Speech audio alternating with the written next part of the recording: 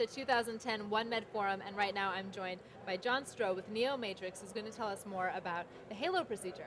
The Halo device, which was developed by NeoMatrix, is a device that collects nipple aspirate fluid from the lining of the milk ducts of a woman. And what we're looking for is abnormalities or atypical cells.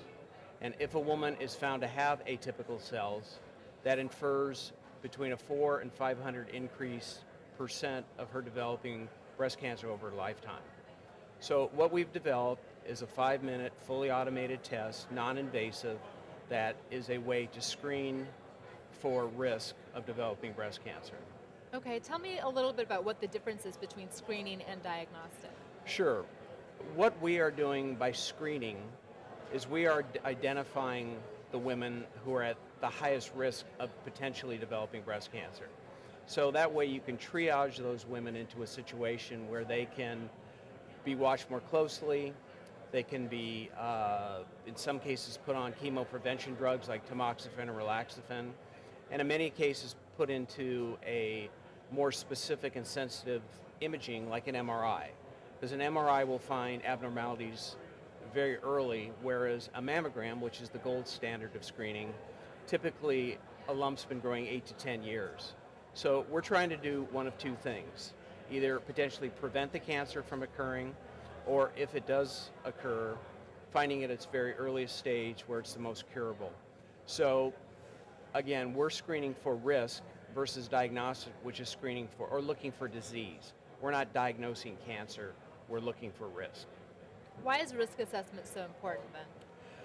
Well, risk assessment's important because there are a lot of options that a woman can choose for her breast health. But the key is really knowing what women are at risk. There's been discussions a lot recently about actually raising the age of mammograms from 40 to 50. But part of that discussion is with the exception of women who are at high risk. So in all cancers, knowing that you're at risk allows you to take proactive measures and put yourself or be put into the healthcare system so you can be monitored much more closely and hopefully be able to, again, potentially inhibit the cancer if possible or find it at its most earliest stage. A stage 0, stage 1 breast cancer is 90% curable plus. A stage 4 is about 20%.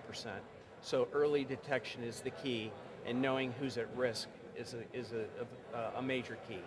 Who should have the procedure? And then tell me a little bit more about what the outcome of the test means for a woman. Sure. Really, any woman puberty on could take the Halo. We recommend the test primarily women 25 to 55 because within that age group, breast cancer is the #1 killer of women in that group. It's also a very good test for younger women under 40 for a couple reasons. One, they typically have denser breasts, and it's hard to see any type of lumps on a mammogram with dense breasts. And also a woman under 40 is not getting a mammogram, so outside of her clinical breast exam that she has once a year during her well woman visit, there really is no other screening technology that she has. So really I'd say that 25 to 55s are key, but particularly effective for younger women. And what does it mean? Tell me a little more about the practicality of the test and the outcome and what the information tells for a woman. Sure.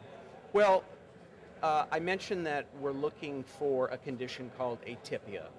Atypia is the cytological equivalent of atypical ductal hyperplasia, which is the histological indication. So really all we're doing is taking that fluid, taking the cells from that fluid, putting them under a microscope, and looking for precancerous lesions or unhealthy cells.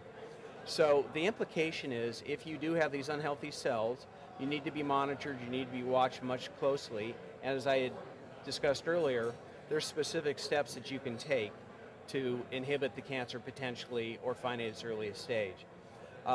Another major benefit is that if a woman is found to not have atypia, that gives her a much greater peace of mind of what her true risk is. Most women are constantly bombarded with breast cancer statistics. 1 in 8 women will develop breast cancer. It's obviously a very prolific disease. 200,000 women will be diagnosed with breast cancer and about 40,000 deaths. So having or knowing really what your risk is and knowing if you're at normal risk and not increased risk is important as well. So we accomplish two things. We identify those women at high risk and also let women know if they're not at high risk. And I've heard that the test has been called the breast pap smear or the breast pap test. Right. What is the significance of that comparison? Well, in the 1940s, Dr. Papalicanow, thus the name the pap smear, invented the cervical pap. And at that time, cervical cancer was one of the #1 killers of women. And since the 1940s, cervical cancer is now essentially a disease of neglect in the United States. So about 3,200 women die annually in the U.S. of cervical cancer. Not insignificant by any means, but significantly lower than the 45,000 women that would die annually in the 40s.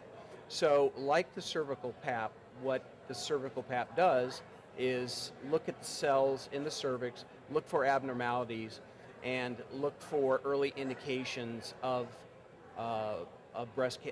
cervical cancer.